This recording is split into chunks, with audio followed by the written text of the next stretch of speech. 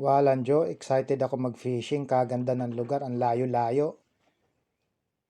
Makalipas ang 1 taon at 5 buwan na yan, nakahuli tayo.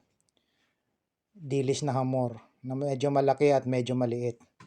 Sinabi na kasi na huwag magdadala ng saging tigas ng ulo Sabi ko pa sa sarili ko, magdadaing ako. Ayun, ako'y nadaing. Camping na naman tayo mga idol. Masaya na naman ang Pamilyang Bilog. Yan ang camping site natin. Dito tayo mananatili ng 3 araw at 3 days. At dahil second camping namin ito mula nang dumating kami rito, syempre masaya kami sa lungkot. Yan, kung makikita nyo, yung tent namin na kulay orange ay tinali namin sa puno.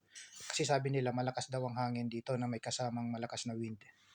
Sa sobrang saya ko nga, nakalimutan ko lahat ng problema ko Ang nadala ko lang masasamang alaala. Akala ko tuloy summer na. Kalimutan ko yung jacket ko at saka yung pangkumot na makapal. Ayan, sigurado ngayong gabi manginginig tayo sa lamig.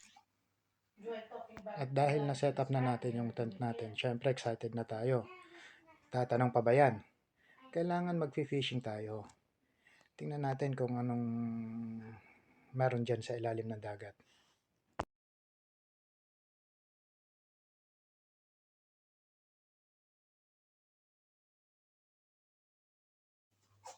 Yan, habang naghihintay tayo ng huli na walang huli, gawa muna tayo ng masisilungan.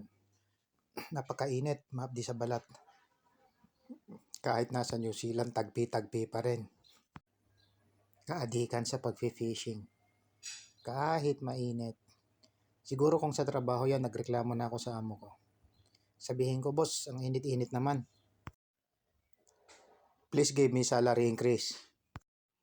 Ay, salamat. Yan, nakaupo rin.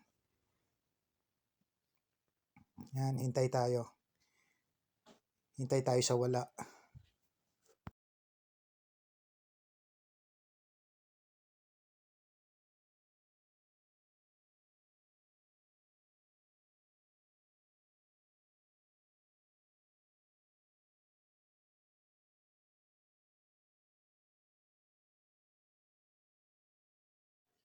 May pumunta sa atin dyan. Nanghihingi ng fish. Siyempre mabait tayo. Binigyan natin ng starfish. Kaya pala walang isda at walang huli. At puro sabit, inubos lang ang tinggaan natin. Ayan ang ilalim ng dagat. Ang pinagbabatuhan natin kanina. Gawa ng low tide, nakita natin puro bato. Kala mo may pagawaan ng bato sa ilalim. O paano? Palike na lang at papalo. Sinayang ko ang 3 minuto ng buhay nyo. Salamat!